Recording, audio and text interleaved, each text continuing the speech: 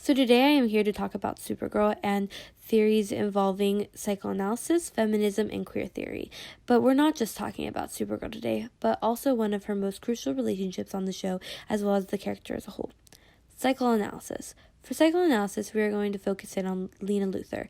You might recognize the name from the infamous Lex Luthor. Lena is his sister, and the Luthor family has really caused her to have a conflicting psyche, where she really does not want to be evil like her family, but instead she wants to be good, although she has many breakdowns about being like her family when she really isn't. She always tries to be on the good side. You know, all I ever wanted to be was good. Even though other things in her life make that confusing to her, seeing herself as the bad guy. Not a villain. You shouldn't have treated me like one. Like when she was blamed for poisoning the town when she didn't. But I told you to stop. It wasn't you. What? No.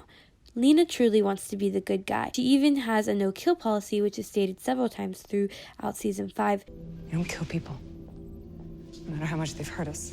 Now she has killed before, but it was by an accidental experiment that left her in pieces, and killing a family member close to her to protect her friends, and thinking this was for the greater good of the world, trying to be a hero. She does many heroic things like this. For example, she attempts to cure cancer. We're attempting to cure everything. Like cancer? Everything that makes men weak. And now, since she's been very hurt by Supergirl and many others, she even is trying to fix the part in a person's mind that makes them want to hurt people.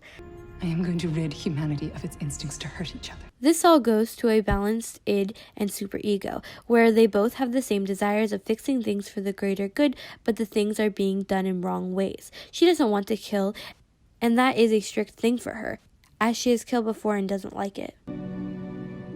Every fiber in my being rebelled, but I didn't want to do it, but I knew I had to, because if Lex lived, the world wouldn't be safe, my friends wouldn't be safe, so I forced myself to pull the trigger. And all she wants to do is cure people and make them not want to hurt each other, so the rest of the world and herself never has to feel that pain again. She betrayed me. She broke my heart. Although curing what makes man weak causes them to get superpowers and can even be lethal if used incorrectly, hence her first kill. And she's attempting to remove the act of conflicting pain on others via mind control. People hear this and think she's the bad guy and going to ruin the world, where all she sees is the good she's doing, and so does Supergirl. This is a life lesson to learn. Sometimes the good guys don't win.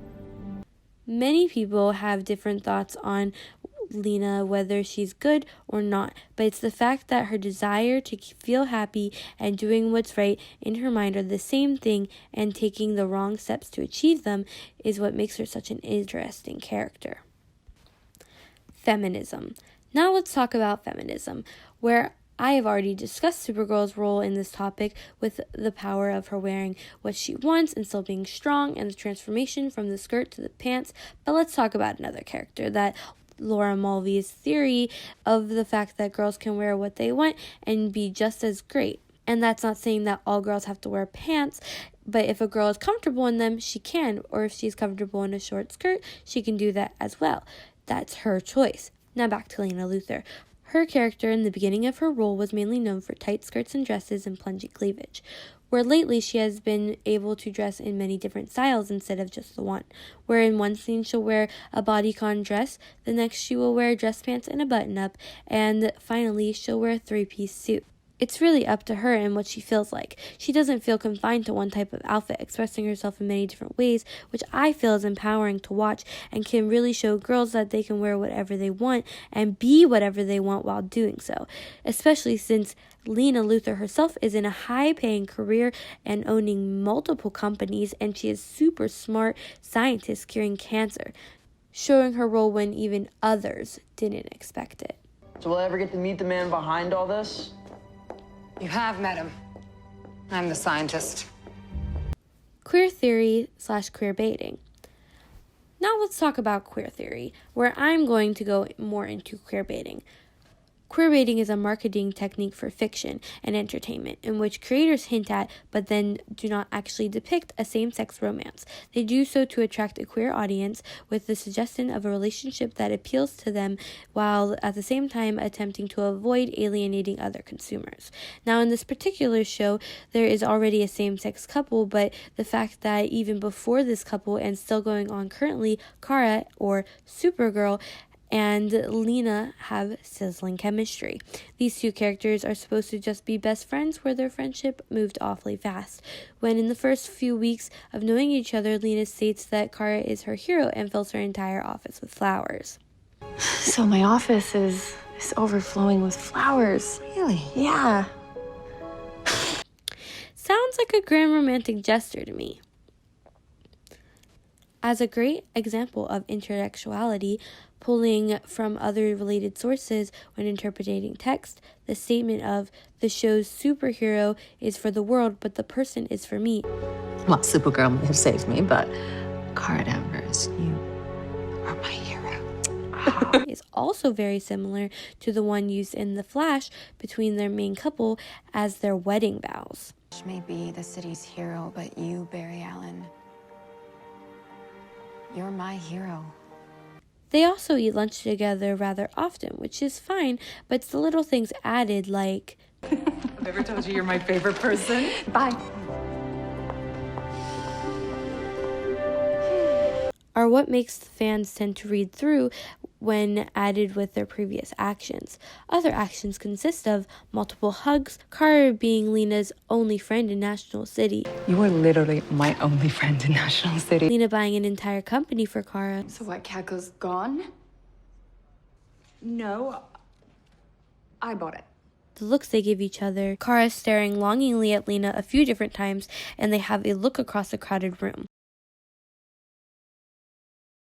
And Kara goes to 3 different places around the world to get all of Lena's favorite things.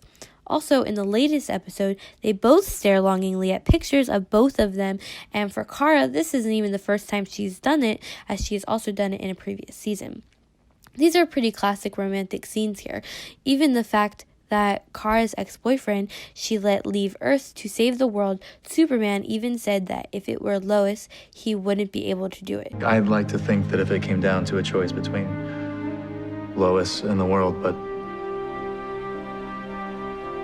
I don't think I could. Where when Lena was in trouble and it was her or the world, Kara made sure to save Lena. Save the chemicals! Not me! No, I'm not going to drop you! As she always makes sure to save Lena, and most of the time trusts her, and always fights for her. Like in Season 5, where everyone was against Lena, and Lena did some pretty bad things out of hurt, she still fought for her, and stood up for her. Okay, we have to stop her, Kara. The safety of the world depends on that. She is not Lex. I will not treat her like a villain. They even have parallels with Superman and Lois Lane from other movies and shows. All of these little things build up to look like a slow burn of a relationship starting but never happens. It's been 5 seasons with all these scenes, and writers still never say anything about them. They just say that they love their friendship, or we'd have to wait and see what happens. Is it going to be Rocky Road or a bowl of Rocky Road ice cream? Which, truth is, they'll probably never get together, although half of their fan base is watching with the sliver of hope that they will. And the show continues to make scenes like this to keep the Kara and Lena, or Supercorp, fans watching. Overall, this show is very interesting when you dig deep down, and I for sure have way more to say that would be further expressed in a later video. But for now, this is how psychoanalysis, feminism, and queer theory / queer baiting can be applied to Supergirl and the characters of Lena Luthor and Kara Danvers. But, you're with me, right? Always. Good.